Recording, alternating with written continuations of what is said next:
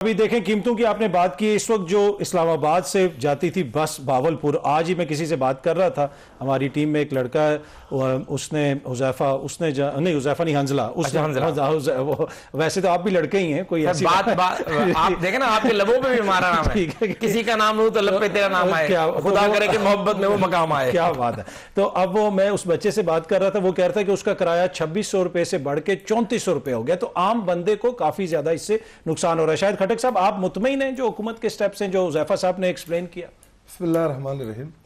اگر حذیفہ صاحب پہلے یہ بتا دیتے کہ ان کی چیف منسٹر، ان کا ایک بڑا مشہور کلپ ہے کہ جب تیل مہنگا ہوتا ہے تو وزیر اعظم چور، جب آٹا مہنگا ہوتے ہے تو وزیر اعظم چور. اور نواز شریف صاحب لندن میں بیٹھ کے فرما رہے تھے کہ جی رات کی تاریکیوں میں ایٹم بم گرایا گیا. وہ سارے آن ریکارڈ ان کی چیزیں پڑی ہیں.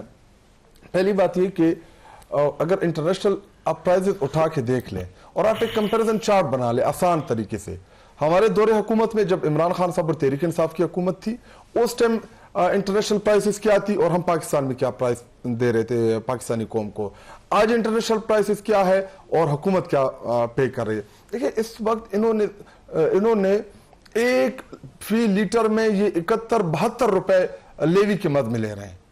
71-72 روپے پیٹرولیم لیوی کے مد میں پاکستانی قوم کا چمڑا دے رہے ہیں. نمبر ایک، اس میں سیل ٹیکس ڈال دیں، اس میں دیگر ٹیکس میرے خیال میں اب تو لیوی 100 روپے کے قریب. اچھا ابھی 100 روپے کی ہے. تو اگر 350 روپے یا 345-50 روپے کا فی لیٹر ہے، 100 روپے آپ میرے چمڑے سے وہ دے رہے ہیں تو کم کھائیں. کیا یہ پاکستانی قوم آپ کو اس لیے ٹیکسز دے گی کیونکہ آپ نے لندن کے اپارٹمنٹ چلانے ہیں، کیونکہ آپ نے میفر کے اپارٹمنٹ خریدنے ہیں؟ ایک صوبہ جس کا ہیلی کاپٹر گرا ڈیورنگ سیلاب فلڈ میں، وہ صوبہ خیبر پختونخوا وہ ہیلی کاپٹر نہیں خرید رہا جو کریش ہوا، ایکسیڈنٹ ہوا. وہاں پہ مریم نواز صاحبہ اپنے لیے، اپنی کابینہ کے لیے جٹ جہاز 12 ارب روپے کا جٹ جہاز خرید رہی ہے. ہمارے قوم کے پاس کھانے کے پیسے نہیں ہیں، چائے کے پیسے نہیں ہیں.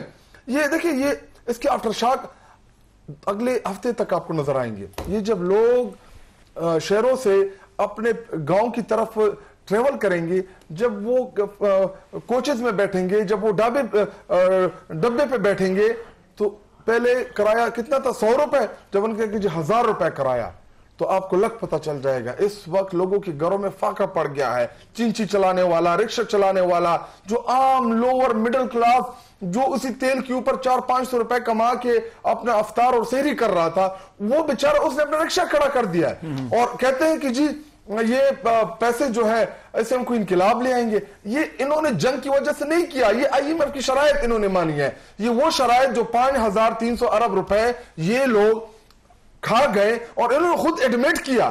یہ ایسا نہیں کہ IMF نے کہا، بلکہ انہوں نے خود جمع کرائے کہ جی ہاں سر، ہم 5300 ارب روپے صرف کھا گئے ہیں، تو یہ ہم آپ کو پیش کر رہے ہیں. باقی جو چیزیں تھوڑی بہت ہم نے کھائی ہیں اس میں فی الحال آپ تھوڑا سا پردہ ڈال لیں، وہ بعد میں بتا دیں.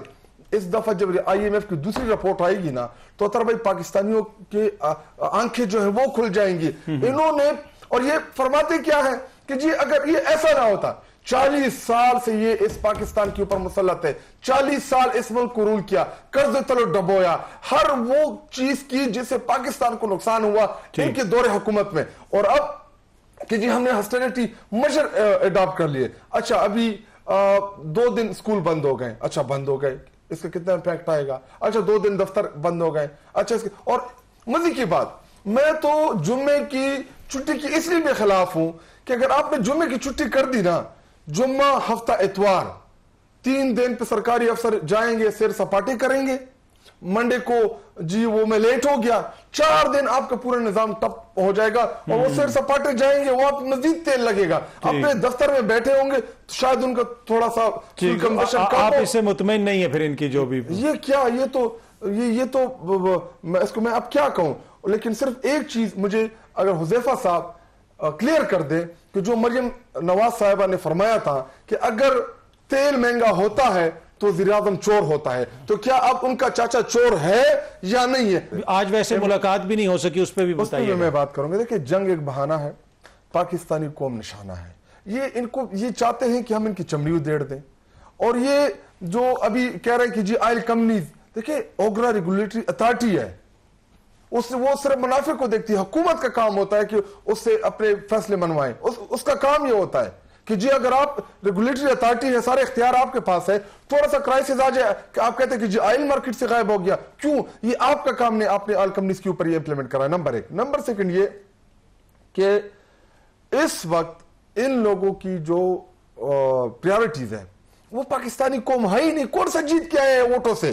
دیکھیے میں ڈروں گا نا اپنے حلقے کے لوگوں سے، کیونکہ میں نے ووٹ لیا ہے، مجھے پاکستانی قوم نے مینڈیٹ دیا ہے. اگر میں جعلی طریقے سے فارم 47 سے آؤں گا، مجھے کیا فکر ہوگی؟ میں کہوں گا تم نے کون سا مجھے جتایا بھائی؟ میں تو کاغذ سے 10,000 ووٹ لکھے تھے، اگلے کے 1,10,000 تھے، اس کے اس سے 1 صفر کاٹ کے ادھر 1 ڈال کے 1,10,000 ہو گئے. جیت کیا؟ تو اب کسی عدالت میں ثابت ہوگا تو یہ نہیں میں اس کا جواب دے دیتا ہوں اگر آپ اجازت دیں گے. نہیں کمپلیٹ کر لیں اپنی بات. تو اس لیے ان کو زیادہ فکر، میرا ردم آپ نے سارا توڑ دیا. اچھا نمبر 1. نمبر 2 یہ کہ اس وقت صرف واحد ایک حکومت تھی جس نے پہلے دن ریلیف اناؤنس کیا موٹر سائیکلز کی ان لوگوں کے لیے، وہ خیبر پختونخوا کے 2,000 روپے خیبر پختونخوا کی حکومت ان عام موٹر سائیکل والوں کو دے گی جو ایک موٹر سائیکل کے اوپر اپنی بیوی 2 بچوں کو لے کے بازار لے کے. دیکھیں عید ہے، رمضان ہے، بہت سے ایشوز ہیں لوگوں کے. دیکھیں یہ تو اشرافیہ ہے، یہ تو بڑے لوگ ہیں، یہ تو سرمایہ دار لوگ ہیں. میں آپ کو حلفاً کہتا ہوں کہ میں خود اپنا تیل نہیں افورڈ کر پا رہا، میں حلفاً آپ کو کہہ رہا ہوں. ہمارا یہ حال ہے عام نیچے مڈل کلاس لوگوں کا، اور جن کو زیادہ شوق ہے نا کہ گننے کا. پاکستان پیپل پارٹی کا بھی اقتدار اس میں ڈال دیں، اگر یہ 40-45 سال نہ کراس کر گیا تو میں سیاست چھوڑ دوں گا. ٹھیک ہے. نمبر 1. نمبر 2 یہ کہ یہ کہہ رہے کہ جی ہمارے قرضے انہوں نے واپس کیے، گھر کو تباہ کر کے قرضے تلو ڈبو کے. ایک گھر ہے اس میں 1 روپے قرض نہیں ہے، اگر میں اس کے اوپر قرض چڑھاؤں تو میں آئی ایم ریسپانسیبل. ایک گھر جس میں 54,000 یا 55,000 ارب روپے کے قرضے چھوڑ کے گئے تھے، وہ ان قرضوں کو واپس کرنے کے لیے اور قرضے لیے گئے، اور ان قرضوں کے سود کو واپس کرنے کے لیے اور قرضے لیے گئے. اور یہ الزام ہمارے اوپر. ایسا کر آپ گوگل کریں 2018 میں ہمارے آنے سے پہلے اگر پاکستان کے اوپر 5 یا 60-70 ہزار ارب روپے کا قرض انہوں نے نہ چڑھایا ہو تو ہم ریسپانسیبل، کیونکہ جب انہوں نے قرضے لیے تھے، پاکستان کو ڈبو دیا تھا قرضوں تلے، تو ان کو تو واپس کرنے کے لیے جو IMF کی شرائط تھی وہ تو ہمارے لیے مزید سخت تھی. اور ایک چیز میں کلیئر کر دوں حذیفہ صاحب آپ کی نالج کے لیے بھی، واحد حکومت تھی جس نے پاکستان کی تاریخ کے سب سے زیادہ قرضے واپس کیے. لیکن ان کی پرائورٹی کیا ہے؟ عمران خان صاحب جیل میں بیمار پڑا ہے، اس کی آنکھ کا مسئلہ ہے، اس کی ڈاکٹر کی رسائی بند کر دو، اس کو اس کی فیملی کی رسائی بند کر دو، اس کے پولیٹیکل جماعت کی رسائی بند کر دو، اس کو اسپتال اس لیے نہ لے کے جاؤ تاکہ اس کا علاج نہ ہو سکے. دیکھیں ہم نے تو ادھر دیکھا تھا نواز شریف دن دہاڑے گیا، پلیٹلیٹس گر رہے تھے، کبھی بخار چڑھا ہوا تھا، کبھی سر میں درد تھا، کبھی ٹانگ میں درد تھا. ہماری حکومت میں ہم نے اعلی ظرفی کا مظاہرہ کیا، ان کی ڈیمانڈ کے اوپر ہم نے نواز شریف کو لندن بھیجا.